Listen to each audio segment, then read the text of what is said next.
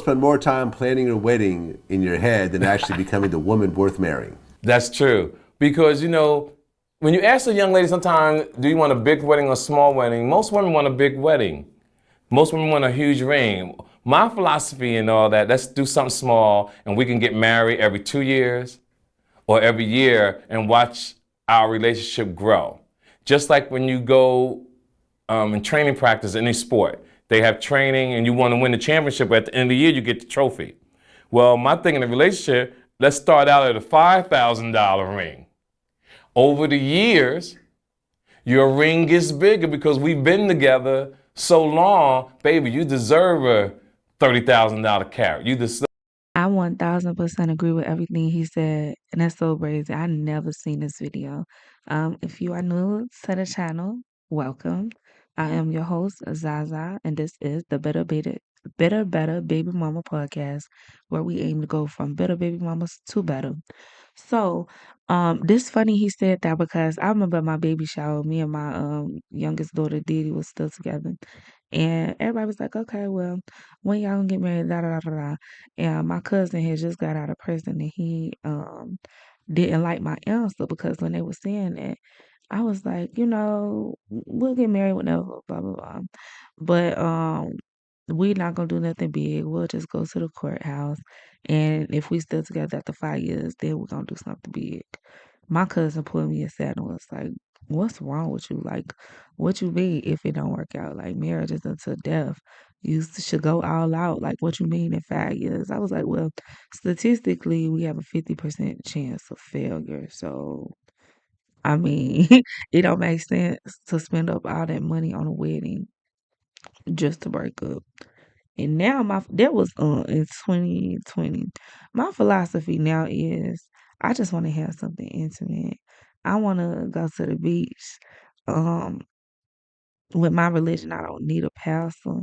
We could really go to the masjid to be real, but they don't have masjids on the beach. So I just want to go to the beach. I don't even really too much fool my family like that. Like they crazy. They are wild. I really don't mess with them. So probably just like my dad and my sisters, my mama, my kids, and my husband and whoever he want there. But as far as what he said about women not improving themselves to become the woman or the wife, I get that 100% too. So a little bit about me. So I am 200 some pounds. I'm 5'9". People don't believe me when I tell them my weight, but I know I'm out of shape. Just because I'm not the biggest person in the room don't mean nothing. Yes, I have big chest, so that helps hide it. And I got a little bit of nyash, a little bit of booty, but still, my tummy is not flat. I'm not the best person. Like, I don't physically represent my best self, if that makes sense. Like, I've looked better. Homegirl going through some stuff. Homegirl going through some stuff. I used to have a drug addiction, getting over it, and my new drug was like kind of like food and also like being lazy, being sedentary. So I'm trying to get myself together. So my grandma and them be trying to pressure me into getting married and stuff. I'm like, why would I marry right now when I'm not like a person who I would even be attracted to if I was a dude? Any man who'd be attracted to me at this state, I wouldn't even want to be with. Because why are you attracted to me when I'm not at my best? I would expect you to be at your best. Like, I want to be financially at my best. I want to be physically at my best, mentally at my best before I go and bring somebody else along. Because, yeah, I have been in relationships, so I look my best, but I wasn't mentally my best. And clearly it didn't work because I'm sitting here alone and single talking to y'all.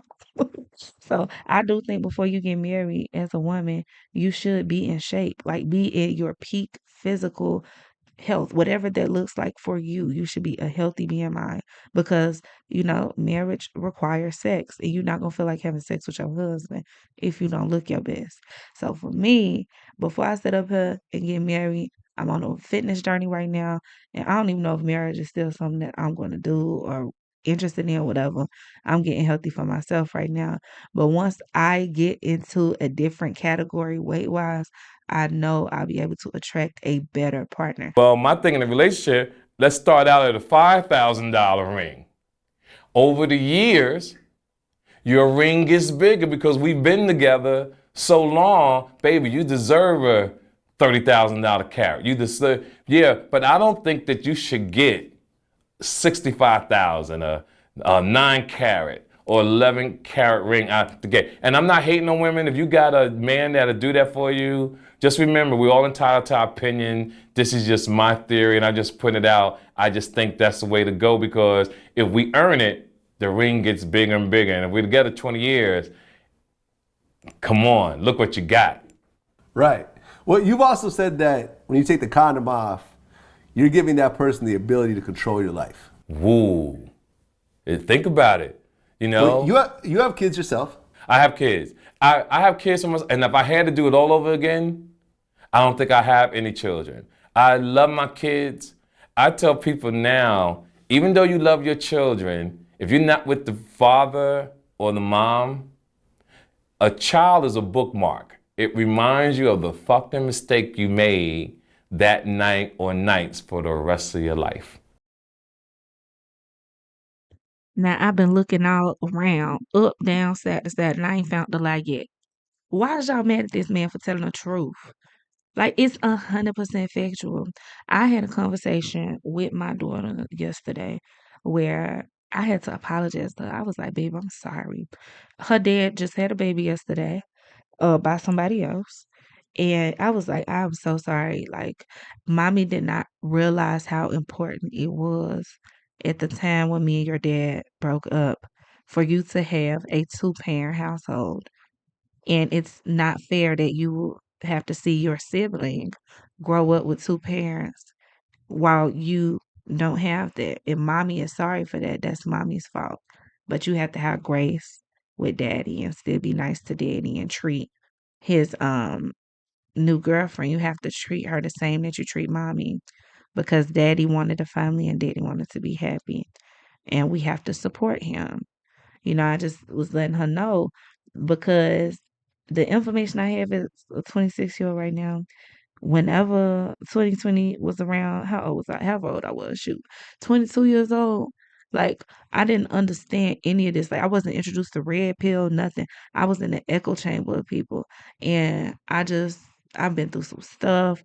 My thing is, I like to run away from my problems, and I push people away because I'm so used to being alone and in solitude, and I'm super comfortable.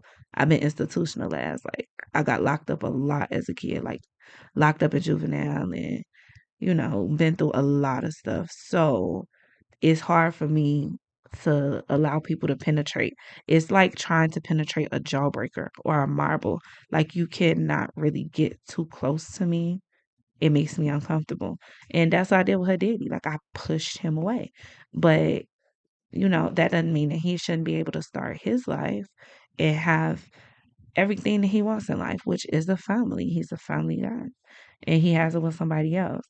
And every time I look at my daughter, like, I feel sadness and gloom for her, not because her as a person is a mistake, but because it's a reminder of the mistake that I made. I messed up our family. I ruined her life. Like, her life is not going to be the same quality with just me as it would be if me and her daddy was together. And every time I look at her, that is a reminder of the fucked up shit that I did by not putting her needs first and making it work with her daddy and just pushing her daddy away to the point where it's likely never to, we never to be together again. Like, so I agree with what he's saying. And then even my first daughter, I was 15 years old. I ain't had no business hunching. Just because my friends and I was sitting here getting pregnant, I knew better. I grew up in the church. I knew I was not supposed to be having sex. I knew it. And I still fucking did it anyway. And I wound up with a baby by a man who I don't know. I don't know nothing about this man to this day. Me and his mama cool. I knew him for a couple weeks, but he was grown. He didn't go to my school. I ain't getting no reference checks. I know zero about him. I don't even know his daddy name. So I can't even really tell my oldest daughter much about her daddy. I have to refer her to her nana. And every time I look at her, especially because she's autistic and she's got other special needs and she has behavioral issues, I look at her and I feel gloom, because I know she would have had a better chance at life if she had that disciplinarian. She needs a male figure. She needs a disciplinarian. She needs a father. And she deserved that. And I stole that opportunity from her. The moment I opened my legs for a man who I was not married to, when I knew damn well I was supposed to wait until I was married to have sex. So I see what he mean about mistakes and stuff. And I really don't know how we can get over this as single parents. How do you get over the mistake factor and looking at your children and being reminded of your mistakes? Uh, I haven't figured out the answer to that, but I can't say he's lying because I feel the exact same way. And I don't feel like I should have to qualify that by saying I love my kids. Like, of course, I fucking love my kids. I didn't get an abortion. I kept my kids. I raised my kids now by myself. I do what I have to. I'm grown. I do grown up things to make sure my kids is good, taken care of, and that they don't have to see no niggas running in and out my house, which they never have, never will. So, I'm not even going to qualify my statement by saying that, but I will say children is a reminder of the mistakes that we made as single parents. Right, if it's not planned. If it's not planned. This is Right, why 'cause you got to wear a condom, because all you got to do, if you don't believe me, everybody, on Monday mornings, I want you to go downtown in your local area and go to child support court and sit in the motherfucking lobby. And you would think that you was going to a Future and Drake concert, seeing the people lined up in that motherfucker. It's for real. And I also want men about child support. Men got to start showing up to court. This is how guys get caught up in rears and never can get out of their child support case, because by the time you do show up, it's built up so much money against you that you are fucking stuck. Don't be afraid of a woman if she says she's gonna take you to court. You gotta say to her, let's go. Or better yet, beat her to the punch and take her to court for child support. That way, the officer or the caseworker. Okay, so now, as I said in my last video, if you haven't seen it, please check it out. This is the part 2 of the TK Kirkland video series. I don't know how many parts it's gonna have. He's an interesting guy, but nonetheless, I definitely have been through the child support system. You know, my mama was a bitter baby mama, and you know, she some kind of way finessed the court system into stealing my child from me. I had to fight for 52 months to get custody of my little girl back. That's my oldest daughter that has autism. And so I know what that's like.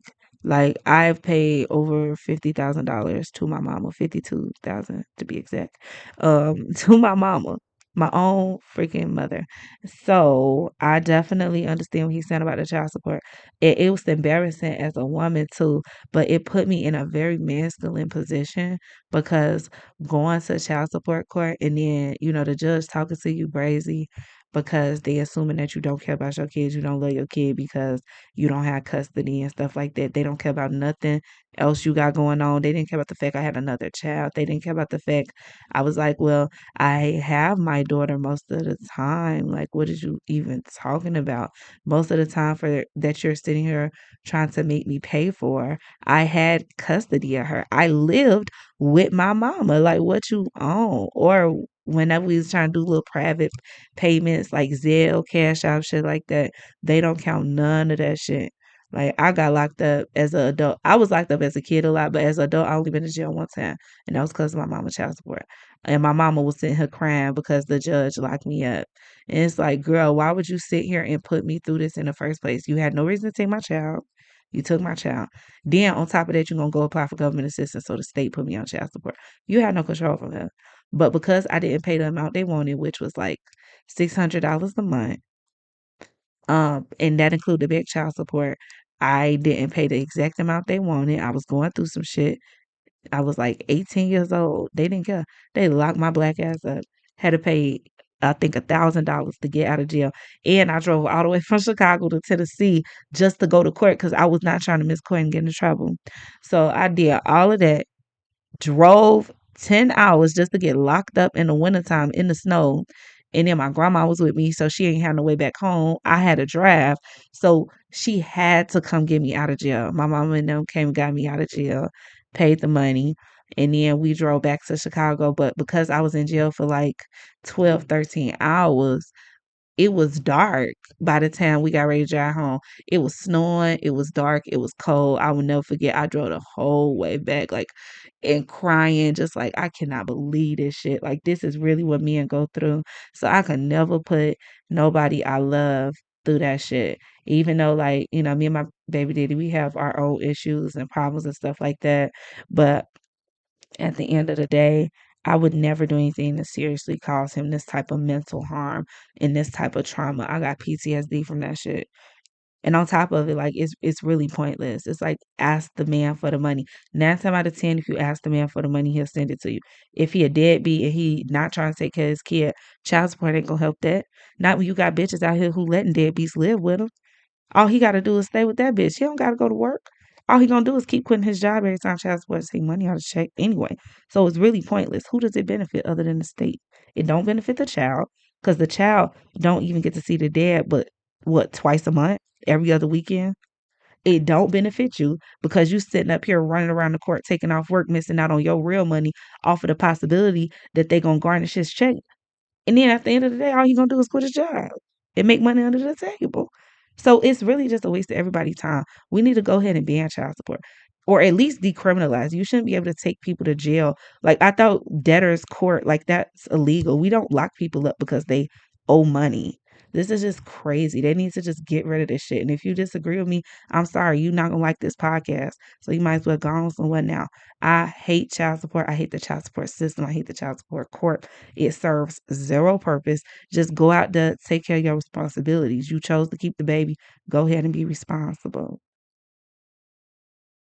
Worker can hear both sides of the story and judge from there, because if a woman goes in there first and talks to the judge and she's crying, we haven't had nothing to eat, and yeah, she could have just got $1,000 check last Friday.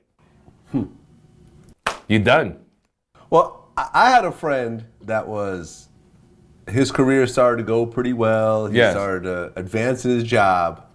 And then in the same year, he got 2 women pregnant Wow. that were not his girlfriend. Man. You know what I mean? Just chicks that he was fucking with. Right. They both kept, his 2 kids are 8 months apart. Man. And they are not twins, right?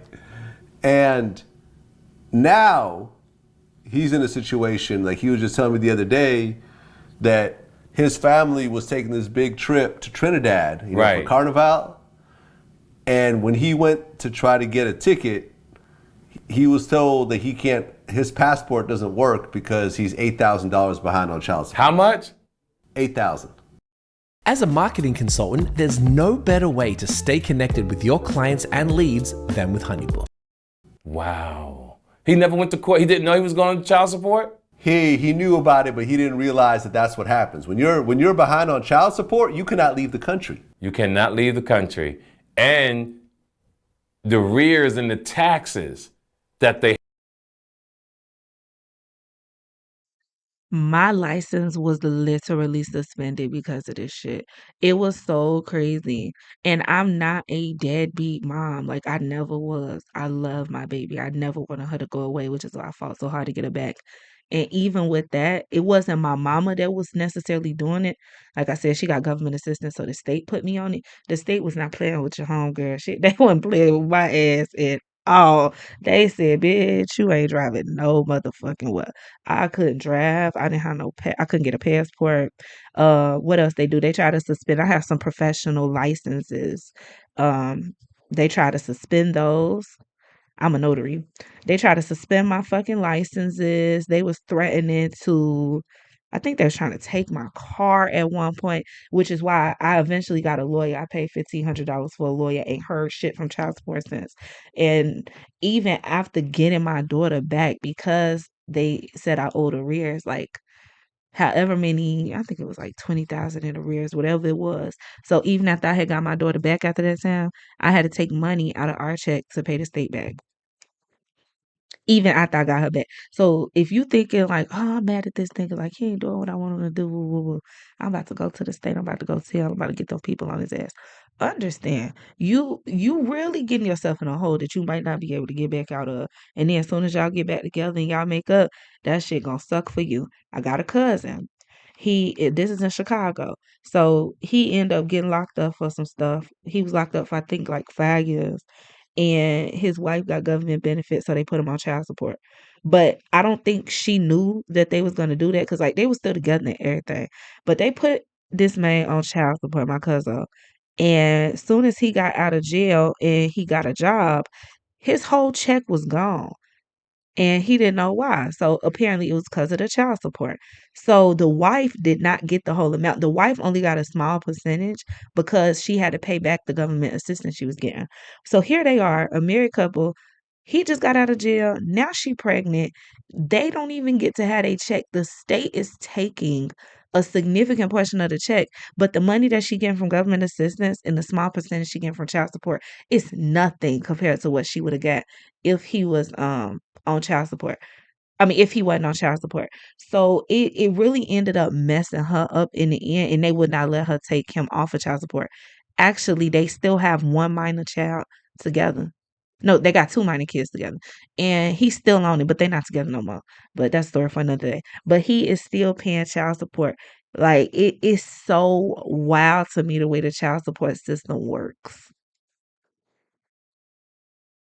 They have on it is what's insane. It's a sad situation, man. Wait, so what are arrears and taxes? I'm not familiar with this. See, Break it even down. though you have rears, the state puts taxes on the fucking rears. Arrears means back child support. Back child support with interest. With interest. With interest. So it's the same thing as not paying your taxes. Exactly. They take When you finally pay, there's a bunch of penalties and shit it's like penalty. that on top of it. Now let's say they take it out of your account. Do you know the bank charges too? So if they take $20,000 out, the bank charges you for taking out your own money to give the child support. It's fucking insane, man. Okay, yeah, I'm gonna stop the video right here. I will have it linked in the pinned comment, and I also have it linked in the description. My channel not monetized, so I really don't care if he copyright claims it or not. But go check Vlad out over there if you want to see the full thing. If you have any video suggestions or things you'd like me to react to, or topics you'd like me to discuss, please feel free to leave it in the comments, or go over to my Instagram at bitterbetterbm and send me a DM or comment under a post over there. Please like and subscribe, and I'll talk to you in the next one. Assalamu alaikum.